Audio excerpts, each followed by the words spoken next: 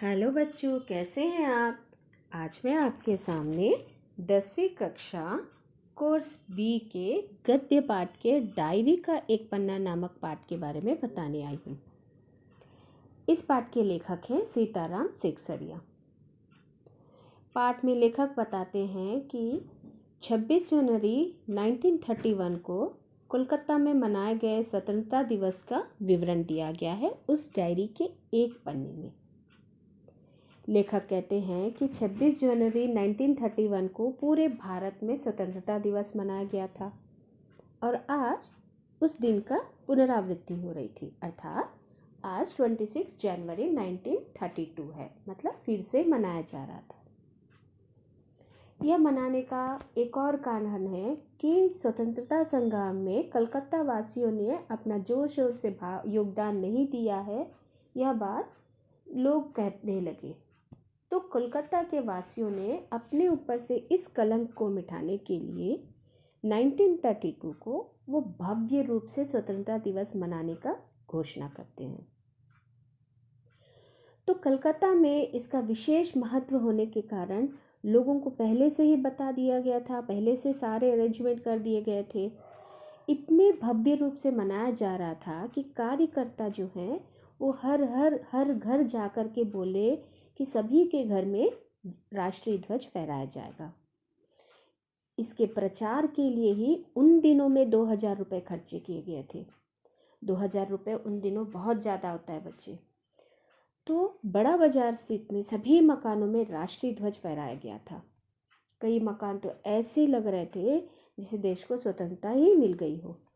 पूरे कलकत्ता में लाल बाजार, बड़ा बाजार, सभी जगह पूरे कोलकाता को एक दुल्हन की तरह सजा दिया गया था।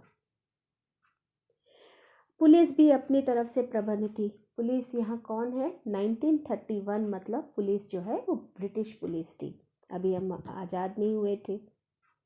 तो शहर के प्रत्येक मोड़ पर घोरके और सार्जेंट जो थे वो तैनात थे। ठीक, ट्रैफिक पुलिस भी थी, घुड़सवार पुलिस भी थी, सभी लोगों को रेडी रखा गया था। किस लिए रखा गया था? क्योंकि यहाँ एक सभा होने वाली थी। किनकी सभा थी? सुभाष बाबू की सभा थी। हाँ, हमारे सुभाष चंद्र बोस जी की सभा थी। और ये सभा जो होने वाली थी वो शाम के 4:24 को मॉन्यूमेंट के नीचे झंडा फहराना जाने वाला था और यहाँ पे भारत की प्रतिज्ञा पढ़ा जाने वाला था। और शाम को मॉन्यूमेंट के नीचे ही यह सभा प्रस्तावित थी। इस स्थान को सुबह से ही पुलिस ने घेर के रखा था, सराउंडिंग करके रखा हुआ था। इसके बाद भी कई स्थानों पर राष्ट्रीय ध्वज फहराया गया था। हर पार्क में, कॉलेजेस में, स्कूल में, हर जगह झंडा फहराने के लिए तैयार थे लोग। तो जुलूस निकलने वाली थी, जुलूस निकली। दूर दूर से लोग, कोलकाता के लोग सुभाष बाबू के जुलूस में आने के लिए निकल चुके थे। सभी लोग तैयार थे। अच्छा, जब से स्वतंत्रता प्राप्ति के लिए शुरू हुआ था, ये पहली बार हुआ था जहाँ पे भारतवासी जो थे कानून तोड़ने के सिलसिला में सबसे बड़ी सभा थी। अब तक की इतनी बड़ी सभा नहीं हुई थी जहाँ पे कानून को तोड़ा गया था। पुलिस कमिश्नर के नोटिस के आधार पर कहा गया था कि अमुक अमुक धारा के अनुसार कोई भी इस सभा में भाग नहीं ले सकता है और जो भाग लेगा उस व्यक्ति को दोषी समझा जाएगा। दूसरी ओर काउंसिल ने भी नोटिस निकाला। एक बात ध्यान देना बच्चे, पुलिस कमिश्नर ब्रिटिश लोग की पुलिस कमिश्नर, ठीक है, उस समय ब्रिटिश पुलिस थी, और काउंसिल भारतीय सेना, भारतीय स्वतंत्रता सेनानी लोग।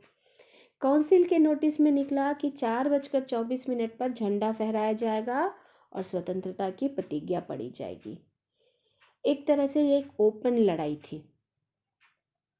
भीड़ बहुत ज़्यादा थी, लोग सुभाष बाबू के जुलूस में भाग लेने के लिए दूर दूर से आ गए थे। पुलिस इन्हें रोक नहीं पा रही थी। पुलिस ने लाठियां चलाई, कई लोग घायल हो गए थे। सुभाष बाबू को भी लाठियां पड़ी, फिर भी वो जोर से वंदे मातरम बोलते रहे। ठीक, जुलूस को रोक दिया गया था। अन्य जो थी सुभाष बाबू की जुलूस का भार पूर्णोदास जी के ऊपर था, उन्हें सुबह ही गिरफ्तार कर लिया गया था।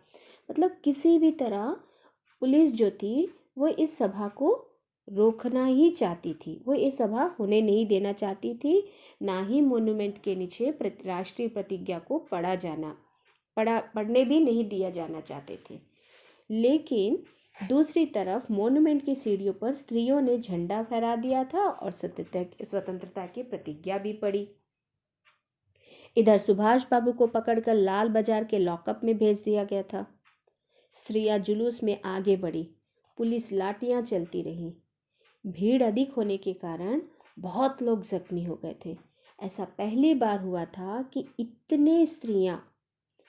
इतने मतलब 105 स्त्रियां पहली बार स्वतंत्रता संग्राम में भाग ली थी। घर से बाहर निकलकर उन्होंने इस आंदोलन में भाग लिया और इतनी स्त्रियों को गिरफ्तार किया गया था। बाद में इन्हें छोड़ दिया गया था, वो अलग बात है, लेकिन पहली बार इतना बड़ा आंदोलन हुआ था कोलकाता में। इससे पहले कभी इतनी ज़्यादा गिरफ्तारी नहीं हुई थी। कहते करीब 200 लोग घायल हुए थे और कितने लोग पकड़े उनकी तो कोई संख्या भी नहीं, पता भी नहीं चला। ये जो सभा हुई थी, इतना बड़ा संघर्ष हुआ था, ये कोलकाता वासियों के लिए ये बहुत ही यादगार थी। मतलब याद करने एकदम अपूर्व बात थी, कभी हुआ नहीं था ऐसा उनके लिए। उनके ऊपर जो कलंक लगा हुआ था कि कलकत्ता वासियों ने देश को स्वतंत्रता दिलाने में अपना योगदान नहीं दिया है, वो कलंक आज मिट गया था। इसलिए लेखक ने कहा आज जो बात थी वह निराली थी। यहाँ स्वतंत्रता के लिए लोगों का मानना था कि कोलकाता में स्वतंत्रता के लिए कोई काम नहीं हो रहा था, लेकिन आज जो हुआ था, इतनी सारी गिरफ्तारियाँ, इतनी ज़्यादा संख्या में स्त्रियों का आना, आंदोलन में भाग लेना, ये सब कुछ बता रहा था कि कलकत्ता के वासियों ने भी स्वतंत्रता संग्राम में अपना बहुत योगदान दिया।